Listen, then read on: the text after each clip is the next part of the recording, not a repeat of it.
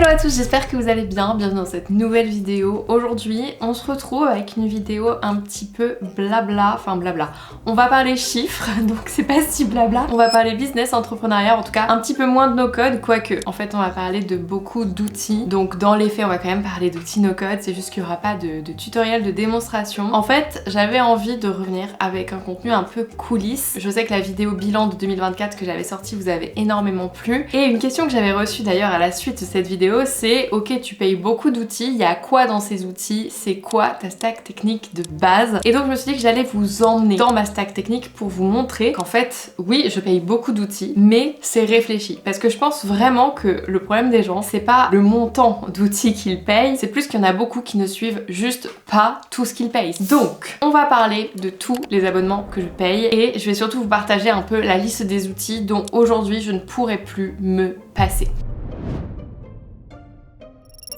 Aujourd'hui, pour vous donner un peu de contexte, j'ai une double activité, puisque peut-être que vous ne me connaissez pas, donc je vais vous expliquer. J'ai à la fois une activité de prestation de service, donc c'est-à-dire que je fais des missions pour des clients. Une partie de ces missions, je les délègue même à des freelances de mon collectif qui s'appelle Circadia, dont c'est vrai, je parle très peu parce que le branding de cette marque ne tourne pas trop autour de ma personne. Et à côté, il y a Claire No Code, qui est donc la partie formation. Donc au-delà de créer du contenu, en fait, j'accompagne aussi des personnes à monter en compétences sur les sujets no code et IA, et certaines personnes que j'aide à monter en compétences, je les accompagne jusqu'à se lancer à leur tour en freelance et je les suis même sur leur première mission. Donc voilà un peu comment tout ça s'articule, ça fait beaucoup de choses. Donc au final je travaille quand même avec pas mal de monde au quotidien, dont des personnes aussi dont je ne pourrais plus me passer aujourd'hui, enfin si en vrai, tout le monde est remplaçable, mais il y a des personnes qui émotionnellement avec qui je me suis beaucoup attachée et avec qui on fait vraiment un super travail, et c'est aussi pour ça qu'aujourd'hui j'adore mon job, c'est parce que je me suis fait une équipe de malade. Voilà, je suis trop contente de mon équipe, je crois que ça se voit.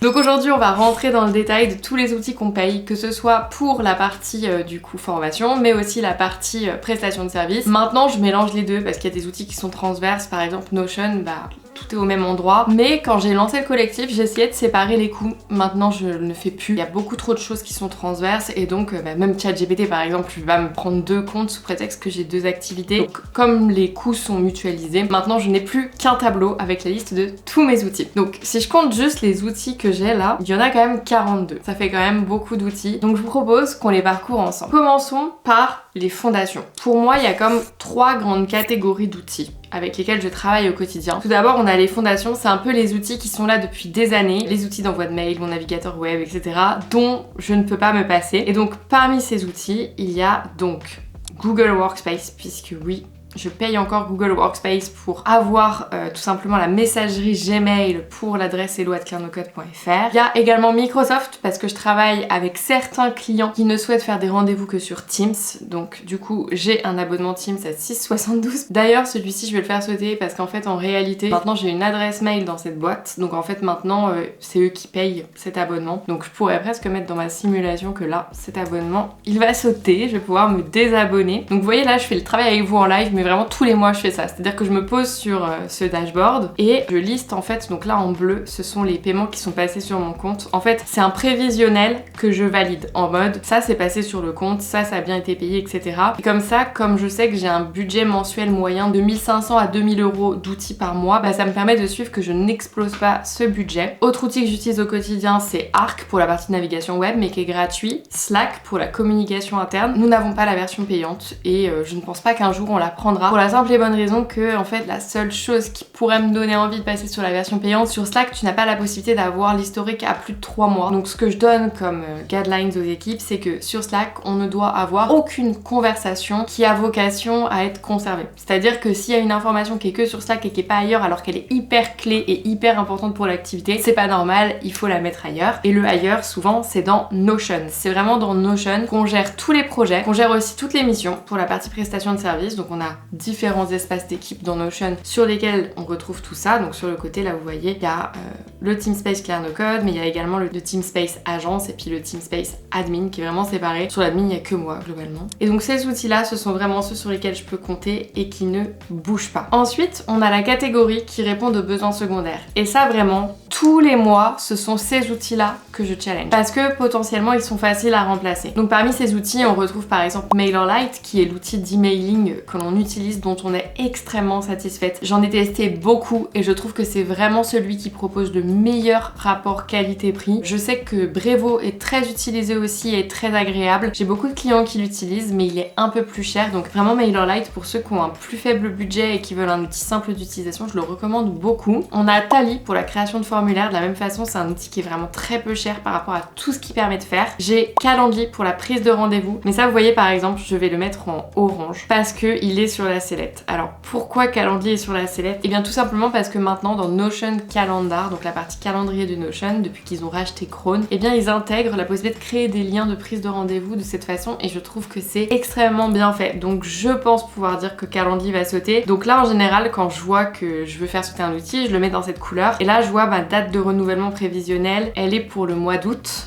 Donc là, ça c'est les mois, janvier, février, mars, avril, mai, juin, juillet, août. Donc comme c'est pour le mois d'août, eh bien je sais que ça veut dire que c'est ma deadline. C'est-à-dire qu'avant le mois d'août, je ferai sauter Calendly, c'est une certitude. Ensuite, on a Webflow. Pareil, je pense que Webflow, je vais pas m'en séparer de sitôt parce que nos deux sites web sont dessus. Par contre, par exemple, j'ai rétrogradé l'abonnement l'année dernière parce qu'il fut un temps, où je faisais des sites Webflow pour mes clients. Maintenant, c'est beaucoup moins le cas. Donc en fait, j'ai pu switcher d'un compte agence à un compte créateur classique parce que le compte agence me coûtait quand même assez cher. Je n'en avais plus du tout l'utilité. Le gros avantage, c'est que j'avais l'historique de tous les projets clients que j'avais pu faire. Et donc, dans les faits, quand je refaisais un nouveau projet, je me souvenais que j'avais fait, je sais pas, un carousel Trustpilot pour un client. Je pouvais reprendre le même code et du coup, je gagnais du temps. Bon, j'en ai plus l'utilité. Donc en fait, j'ai fait sauter ce compte agence. J'ai quand même pu garder, je crois, une dizaine de sites avec le compte que j'ai, mais c'est ce qui m'a permis de grandement diminuer les coûts. Sur Webflow, j'ai donc un compte créateur et 2 sites publiés, ce qui me coûte au total,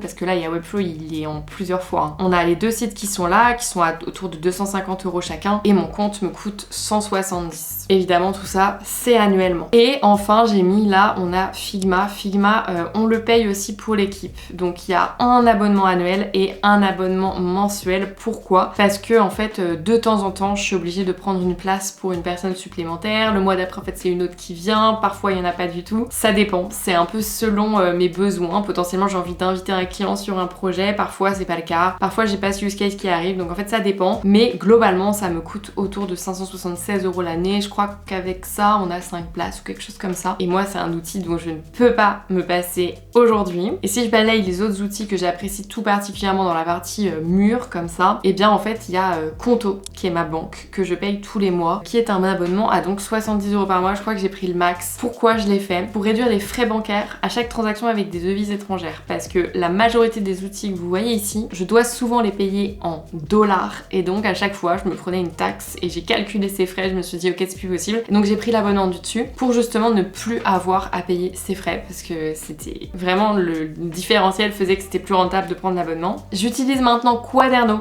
mais celui-là il est sur la sellette. On pourrait aussi se le mettre en violet. Pourquoi je dis qu'il est sur la sellette? Parce que on a changé notre mode de paiement sur notre site en novembre dernier. Jusqu'ici j'utilisais Stripe avec les liens de paiement tout simplement, et en fait on proposait le paiement plusieurs fois grâce à Klarna, sauf qu'il se trouve que Klarna accepte de moins en moins souvent les dossiers, et là pour le coup nous on n'y peut rien. C'est à dire que si Klarna refuse le dossier, nous sur Stripe on n'a pas la main pour forcer les choses. Si le paiement en plusieurs fois est refusé, il est refusé. Et donc c'est pour ça qu'on est passé à contre-cœur, parce que c'est pas un outil que j'apprécie tout particulièrement, sur Thrivecart, et j'espère que je le dis pas trop mal. Et donc sur Thrivecart, les factures ne sont pas aux normes. Donc quand tu payes déjà Thrivecart, je sais pas comment on dit, une fois genre 800 balles, eh bien il faut un outil par-dessus pour générer les factures, et donc c'est Quaderno. Et franchement, je pense qu'on va repasser sur notre ancienne solution. Déjà parce que c'est un enfer genre à gérer. Thrivecart et Quaderno ne communiquent pas bien entre eux. On a remonté le bug côté Thrivecart, côté Quaderno. Les deux se renvoient la balle et en fait les deux savent qu'ils communiquent pas bien entre eux, mais en fait globalement on se retrouve bête au milieu et on ne sait pas quoi faire. Et donc du coup comme je peux pas utiliser l'intégration préexistante, je passe par Make et je crée mes factures automatiquement à chaque fois qu'il y a un paiement. Mais même comme ça c'est une galère, parce que pour peu que le client ait oublié de mettre une info ou l'a pas mis au même endroit, franchement c'est un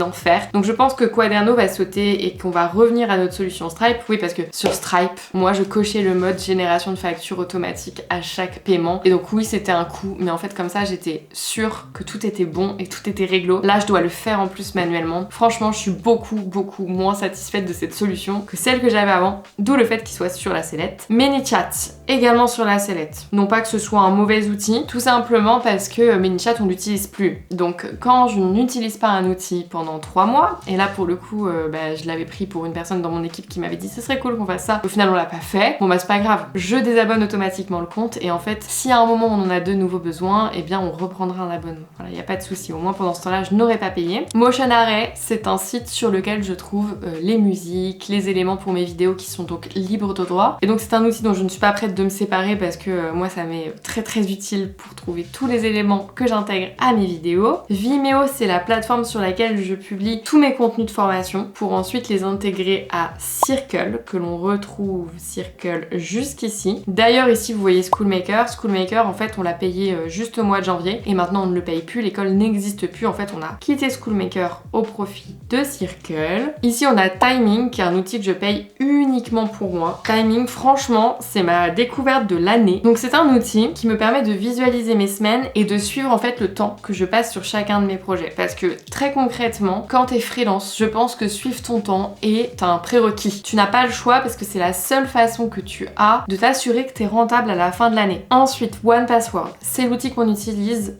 pour partager les mots de passe avec les personnes de l'équipe. Franchement, je trouve ça cher pour ce que ça fait. Voilà, on va être honnête. Mais c'est un prérequis. T'es obligé d'avoir un outil gestionnaire de mots de passe pour partager des accès à des comptes. Donc on le garde, mais je pense que je vais potentiellement chercher une alternative moins chère. Mais tous les outils que j'ai trouvés de ce style étaient hors de prix. Donc voilà. C'est notre petite problématique. Midjourney. Midjourney, on le paye en annuel pour avoir un accès, pour générer des images pas chères. J'adore, c'est parfait. Whereby, c'est notre outil sur lequel on organise tous les workshops. C'est notre outil de visio qui permet d'accueillir des événements à près de 200 personnes. Donc déjà moi les workshops je n'ouvre que 30 places donc on est bien large par rapport aux 200 personnes possibles. C'est là-dessus que je fais également tous les bootcamps, c'est un de mes outils préférés, je ne me séparerai clairement pas de Whereby demain et la majorité des gens avec qui je bosse le recommandent partout ailleurs tellement c'est un outil qui est simple, efficace, jamais de bug, franchement on adore Whereby. Merci App, ça c'est un outil que je paye que pour moi, qui est un outil qui me sert juste à corriger mes fautes d'orthographe, super. C'est un outil qui permet en fait de publier n'importe quelle page Notion sur le web de manière un peu jolie. Alors je n'utilise pas Super à titre personnel, mais comme je le recommande à mes clients, j'ai un abonnement pour leur montrer ce que ça fait. Ça c'est un peu ma problématique, c'est que j'ai pas mal d'outils que j'ai juste pour cette raison. J'ai besoin parfois de faire des démos pour des clients, donc ça va, je paye un site et donc je paye 135 € l'année, mais c'est vrai que j'utilise que pour ça, notamment pour le bootcamp No Code, où je montre à tout le monde ce que ça a fait qu'un site super payant, voilà. Ensuite évidemment, il y a Make, donc Make, outil d'automatisation no code qui me coûte à peu près donc là 384, là j'ai mis 612 en renouvellement. Oui c'est parce que là on avait dû prendre des extra opérations mais en fait j'ai rebaissé l'abonnement donc bref celui-là il n'arrivera pas. Donc Make on le paye autour de 400 € l'année et en toute honnêteté c'est je pense un des outils les plus rentables qu'on ait. Vu tout le temps qu'il nous fait gagner, franchement Make, bah cœur sur lui, on adore Make. Adobe, la suite Adobe, que je paye 645 € l'année. Alors la suite Adobe, pourquoi je continue à la payer? Notamment parce que je me dois pour mes clients de me tenir informée, notamment des nouveautés liées à l'IA sur ces outils. Parce que ça m'arrive quand même assez souvent de faire des interventions dans les entreprises sur justement toutes les fonctionnalités d'IA intégrées à ces outils, dont auprès des équipes marketing, la suite Adobe. Donc c'est pour ça que je le garde. Je fais aussi mes miniatures sur Photoshop. Je fais aussi du pré-dérochage sur Premiere Pro. Parce que moi je préfère monter sur Final Cut Pro. Bon là ceux qui ne connaissent pas du tout ces outils se disent mais qu'est-ce qu'elle raconte? Mais en gros j'utilise quand même les outils, mais on va dire que 3 ou 4 fois par mois quoi. C'est pas non plus un usage intense, je trouve que je paye très cher pour ce que j'en fais. Mais on peut pas nier qu'il y a certains outils qui sont quand même difficiles à remplacer. Je sais que j'avais vu un designer qui disait que lui il faisait ses miniatures directement sur Figma. Alors moi aussi, mes miniatures en elles-mêmes je les fais sur Figma, mais je parle de la retouche photo. J'ai trouvé aucun outil sur lequel je peux me retoucher pour avoir un visage un peu plus YouTube vignette quoi. Je ne sais pas comment faire ça sans Photoshop. S'il y a des designers dans le coin, des gens qui sont spécialisés de la retouche photo, qui ont des alternatives à Photoshop libre de droit ou en tout cas moins cher à me proposer, je suis preneuse. Ensuite on paye Ocha qui est donc l'outil qui nous sert à publier nos podcasts tous les mois et franchement moi j'adore Ocha et rien à dire, on sait qu'on va le garder tant qu'on continue le podcast. Ensuite on a Fireflies que j'utilise finalement assez peu. Donc Fireflies est un outil qui te permet d'enregistrer tes réunions et derrière de t'en faire une transcription voire un résumé généré par IA. Donc pourquoi je dis que je m'en sers assez peu? Parce que même quand j'utilise Fireflies en invitant du coup l'adresse mail nécessaire dans avant la réunion. En fait, très souvent, je vais tout de suite après faire le compte rendu et j'utilise pas forcément les notes que l'outil a pris. Je pense qu'il faudrait que je prenne le réflexe de le faire, mais en fait, je vais presque plus vite à le faire par moi-même, par habitude. Donc, à voir. En tout cas, je le garde pour une autre raison, c'est qu'il faut Firefly payant pour l'utiliser par API et que très souvent, des clients me demandent justement des démos de comment ça marche, qu'est-ce qu'on peut faire, etc. Et donc, j'ai besoin d'un outil pour leur montrer au fur et à mesure. Dropbox, c'est une solution de cloud et donc c'est sur Dropbox qu'on dépose tous les rushs des vidéos que j'envoie au monteur ou même qu'on échange des ressources un peu lourdes. Donc, dans les faits, on va passer sur un autre outil qu'il faudrait que j'ajoute à cette liste qui s'appelle frame.io, qui est un outil qui permet de collaborer sur un montage. Non pas que je vais prendre la main sur le montage, mais je peux faire tous mes retours en live et il me semble que je peux aussi déposer les rushs dessus. Donc dès que j'aurai validé ça, je pourrai savoir si je fais sauter Dropbox ou pas. Acceptio, c'est l'outil un peu cher, néanmoins législativement obligatoire, que j'ai sur tous mes sites internet pour que vous puissiez accepter que je vous suive, j'ai le Facebook Pixel qui est activé sur mon site et je traque le nombre de visites sur mon site. Et donc pour que ce soit légalement autorisé, eh bien vous devez accepter ce qu'on appelle les cookies. Je sais qu'il y a encore beaucoup de sites qui l'ont pas alors qu'en fait ils le font, mais moi j'ai Acceptio et donc oui c'est un service payant, mais au moins comme ça je paye pour que eux soient toujours à jour vis-à-vis de la loi. Voilà. OpenAI, j'ai mis des prix un peu random. Celui-là est réel et c'est ce qu'on a payé le mois dernier. Là je me suis dit que ça devait être à peu près ce qu'on paye. L'année dernière on a payé que 50 € par an, mais j'ai vu que cette année on avait un peu augmenté notre consommation. Donc quand je dis OpenAI, c'est l'API. Donc j'ai mis des choses assez aléatoires. Je pense qu'on en aura en effet pour 150 € dans l'année d'API et pour moi c'est grave ok. Parce que je pense que c'est une des choses qui sert le plus à l'équipe au quotidien. Dès qu'ils cliquent sur un bouton sur Notion pour rédiger telle page ou faire telle chose, hop, ça leur fait un brouillon. Donc je pense que c'est vraiment très pertinent. Ici, on a Hostinger qui est donc mon hébergeur de site web et donc là je vois que j'ai payé 2 fois un hébergement. En général, oui, j'ai 2 sites, donc je paye 2 fois par an. Ici, la suite Microsoft, parce que de la même façon, j'ai beaucoup de clients sur Microsoft, donc je paye Excel, Word, PowerPoint, etc. Sinon, je peux pas ouvrir, mettre à jour leurs fichiers. PDF App que je viens de commencer à payer. Je suis pas sûre de le payer toute l'année, mais je l'ai vraiment apprécié, donc c'est pour ça que je l'ai mis en prévisionnel, qui est un outil qui te permet par API de retraiter tous tes PDF, d'en extraire des infos, de diviser le PDF en plein de pages ou bien de les fusionner. Bref, en vrai, c'est de la manipulation de PDF qui est très bien faite et donc c'est pour ça que dans mon prévisionnel, j'ai continué à l'utiliser. Et enfin, dernier outil, et on aura tout parcouru, c'est Social Blade que j'ai commencé à payer le mois dernier, que je ne suis pas sûre de garder, quoique là j'ai refait des tests et c'était beaucoup plus probant. Mais en gros, Social Blade, c'est une plateforme sur laquelle tu peux suivre les stats de plein de réseaux sociaux. En fait, tu peux suivre tes créateurs et retrouver toutes leurs stats. Et donc, je me suis tournée finalement vers un autre outil, je me suis tournée vers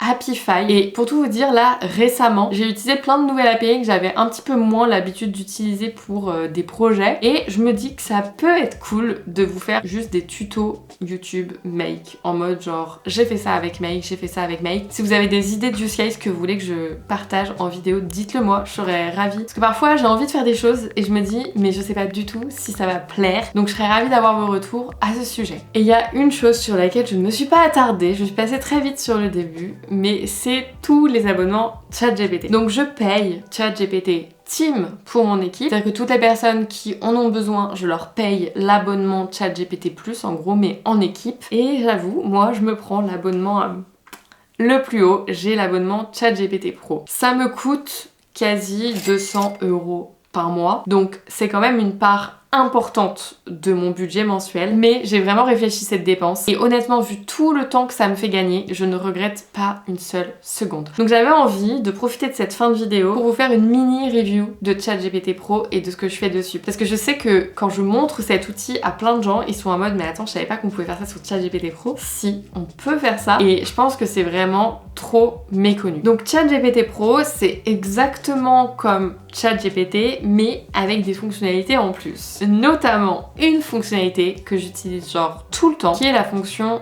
Deep Search, recherche approfondie. Quand je dis que je l'utilise tout le temps, c'est genre tout le temps. Au moins 3 à 4 fois par jour, je lui demande de bosser pour moi sur des sujets. Exemple concret d'utilisation, quand je recherche justement une API et que du coup j'ai la flemme de me taper tous les sites qui existent pour trouver une API, je lui ai demandé, je recherche une API pour récupérer les KPI d'une chaîne YouTube utilisable par API, le moins cher possible et le plus simple à utiliser. Ça fonctionne toujours de la même façon. Là, il va commencer par me poser des questions pour préciser la demande. Donc là par exemple quel KPI, donc là il me met nombre d'abonnés, vues, vidéos, engagement, revenus estimés. Oui, j'ai pas besoin des revenus estimés, mais c'est ça, donc je vais lui répondre. Hop, ensuite, as-tu besoin de récupérer ces données pour ta propre chaîne? Toutes les chaînes, pas que la mienne. Genre, pas besoin d'authentification. As-tu une préférence pour un langage de programmation, un environnement? No code via Make, j'ai juste besoin de l'API. Budget, je préfère les options gratuites, mais je peux payer pour ça. Et donc là, il va passer en mode recherche profonde. Donc moi en général, je fais autre chose. Genre, je vais sur mon Notion, je continue à avancer, etc. Et en fait, quand il aura fini, j'aurai le rendu. Donc je vais vous montrer un exemple de rendu juste pour que vous voyez la dinguerie de ce que la recherche profonde permet de faire. Donc exemple, il y a quelques temps, je cherchais par exemple une alternative à Airtable qui soit RGPD friendly et que donc je puisse proposer à mes clients. Et donc je lui dis, voilà, je cherche une alternative à Airtable RGPD compliant, peu importe tant que c'est conforme, il faut que ce soit un outil no-code de création de gestion de base de données avec une API. Donc là, mon objectif, c'était bien de lui montrer que je comprends la différence entre tableur et base de données et que je ne veux pas un tableur, mais bien une base de données pour un usage pro, low-code acceptable. Et là, donc, il me dit qu'il a cherché 12 minutes sur 36 sources. Et en fait, là, il me fait, mais vraiment une synthèse parfaite. Et donc moi, je n'ai plus qu'à lire, aller tester les outils et vraiment, à chaque fois, c'est ultra pertinent. Donc de la même façon, à l'époque, je lui avais demandé du coup une API pour retrouver toutes les stats possibles sur YouTube, Instagram, TikTok, etc. Et bam, genre là, il m'explique genre toutes les API et ça m'a vraiment aidé. Donc il y avait le fameux Social Blade et Apify et j'ai testé les deux, c'est incroyable. J'ai même testé du coup celle-ci en fait, l'API graphe officielle d'Instagram, j'ai fait toutes les étapes avec lui et tout. Il s'est révélé que c'était bien trop complexe et chiant à mettre en place. En fait, il fallait que le client puisse être autonome pour la gestion, pour la maintenance. Franchement, c'était pas possible. Là-dessus, c'était pas possible. Et donc en fait, moi, vraiment sur le travail de recherche, ça me fait gagner un temps fou. Je pense que ce genre de recherche, avant, me prenait potentiellement la journée. Parce qu'en fait, quand tu cherches, potentiellement, tu vas lire ces fameux 23 sources, juste les lire pour toi, ça va te prendre 1 heure. Et donc là, il le fait pour toi et il te fait une synthèse. Franchement, c'est trop stylé. Bon, après, faut bien poser ses questions, mais c'est trop bien. Un autre truc que je fais tout le temps, mais je crois que ça marche également sur le compte pas pro. Moi, c'est vraiment pour ça, parce que j'étais accro à ça, j'en fais 3 ou 4 par jour. Que j'ai pris le pro. J'utilise aussi là, le co-travail avec Notion. Donc, je vais vous montrer. Si je mets Notion à côté, par exemple, là, mon script, mon mini-script, hein, parce que de toute façon, je savais ce que j'allais vous raconter. Bah là, si je fais nouveau et que là, je me mets avec Notion, en fait, là, je peux lui dire que penses-tu de cette vidéo? Je fais ça tout le temps, c'est trop génial. Et là, du coup, bah franchement, l'idée est hyper pertinente. Bon, la question est nulle, mais c'est pour vous montrer que ce qui est intéressant, c'est qu'il a accès directement à ce qu'il lit à côté. Donc franchement, c'est génial. Et du coup, on travaille vraiment tous les deux comme ça. Je tape et lui, il travaille de son côté. Franchement, j'adore. Donc vraiment, Deep Search, ça me fait gagner un temps fou. Moi, c'est tout le temps hein, que j'ai des clients qui me disent « Est-ce que tu connaîtrais pas une API, un outil pour faire ci, pour faire ça? Est-ce que tu sais si tel outil permet de faire ci ?» Vraiment, j'adore. J'adore parce que ça me fait une pré-analyse sur laquelle je peux me baser pour derrière aller faire mon travail. Typiquement, s'il me présélectionne les meilleurs outils, bah potentiellement je vais aller beaucoup plus vite à chercher l'outil pertinent pour le client. Moi, ça fait partie de mon métier hein, de chasser les outils et de trouver des outils pertinents pour mes clients. Donc vraiment, Deep Search, incroyable. Le tableau que je viens de vous montrer, maintenant vous l'avez bien compris, en réalité, il bouge tous les mois. Parce que tous les mois, je challenge l'intérêt de garder chacun de mes outils. Ce qui fait qu'il n'y a jamais un mois où je vais payer un outil qu'on va pas utiliser, où c'est très très rare. Et quand ça arrive, je me fâche. Quand c'est 15 €, ça va, et encore même ça, je considère que c'est pas ok. Donc je pense vraiment que le problème, c'est pas forcément de payer des outils. Il faut aussi le mettre en perspective avec ce que ça te rapporte. Mon business fait entre 15 et 20 000 € de CA par mois, donc il est normal, avec des gros guillemets, qu'il y ait des coûts qui en découlent. En fait, souvent, gros CA, grosse charge. Hein. D'ailleurs, j'en parlais avec mon comptable récemment, c'est que moi, c'est ma problématique là, c'est que en grossissant, j'ai certes fait augmenter le CA, mais j'ai aussi fort augmenté mes charges, et donc mon résultat est en baisse drastique. Donc là, sur 2025, ça va mieux, mais 2024, c'était catastrophique. J'ai un résultat qui est négatif. C'était pas une bonne année 2024. Et franchement, il y a vraiment des moments où je me dis, mais en fait, je gagnerais tellement mieux ma vie si j'étais juste, avec des gros guillemets, freelance et que je faisais pas tout ce que je fais autour. Et en fait, je me rappelle que depuis le début, la philosophie, c'est de gagner de l'argent en freelance pour financer des projets et pouvoir faire des choses plus grandes. C'est ma façon finalement de m'auto-financer pour éviter d'aller dans un mode où je vais lever des fonds, chose qui me fait très peur, mais qui je pense sera potentiellement un des prochains sujets sur les prochaines années. Je pense que si on fait le point dans 1 an, il y a de fortes à parier qu'il y ait bien 20% de ces outils qui auront changé, parce que ça fait partie de la vie d'une équipe, ça fait partie partie de la vie d'une boîte que de faire des choix techniques, de choisir des outils et d'en changer. Et je pense qu'avoir ce type de fichier sur lequel on suit vraiment avec précision tous les outils qu'on paye, c'est hyper important pour conscientiser la charge que ça représente. Je pense qu'on peut pas bien mener sa barque si on n'a pas conscience de tous ces coûts. Et là, en l'occurrence, il y a les outils sur ce fichier, mais il y a également toutes les charges liées à toutes les personnes avec qui je travaille, il y a les charges liées à la pub, il y a les charges liées à juste mon salaire, c'est pas le plus gros. Et c'est aussi comme ça que j'arrive à savoir si je peux me permettre potentiellement telle dépense pour telle caméra, si je peux me permettre de recruter telle personne pour tel besoin. C'est comme ça que je pilote tout. Et en fait, je ne prends jamais de décision à l'arrache. Je prends toujours une décision en regardant les chiffres. Et je sais qu'il y en a là qui vont me dire, mais Claire, ça c'est le rôle d'un comptable. Franchement, je suis pas vraiment d'accord. Pour conclure, je dirais que si je suis aussi à l'aise avec le fait de payer aussi cher avec des gros guillemets d'outils, c'est parce que je sais ce qu'ils m'apportent au quotidien et que sans eux, en fait, je n'aurais plus de business qui marche. Je sais qu'on est dans une nouvelle ère là, enfin je trouve, sur les réseaux où c'est à la mode de dire j'ai totalement arrêté d'utiliser tel outil, tel outil, tel outil et maintenant j'ai tout recodé moi-même et j'utilise que des solutions open source. En me rendant compte de tout ça et en ayant un fort besoin en moi de couper les coûts, je me suis dit ok, il faut que je trouve une autre solution. Alors j'ai regardé l'horizon et je me suis dit j'ai deux options.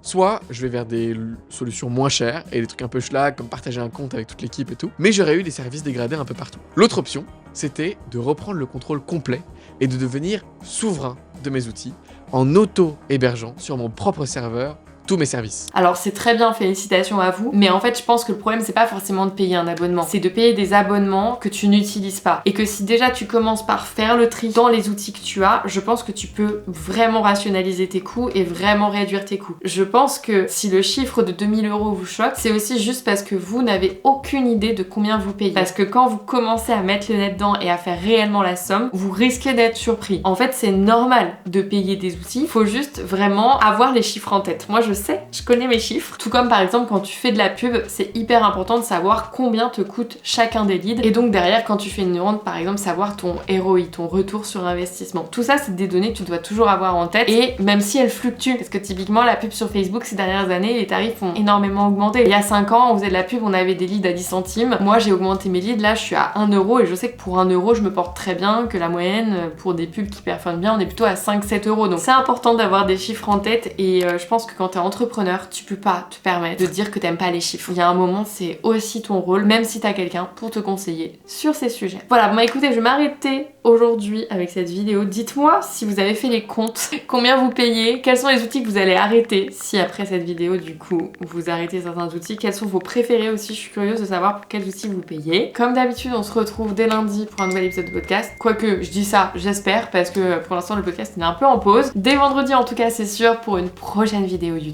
Passez tous une belle semaine. Bye! You have to be your biggest fan. And when things are really tough and they're really rough and nothing's working, but there's something inside of you that says, I just have to follow that. Because you don't know who you're going to be, who you're going to be, who you're going to be.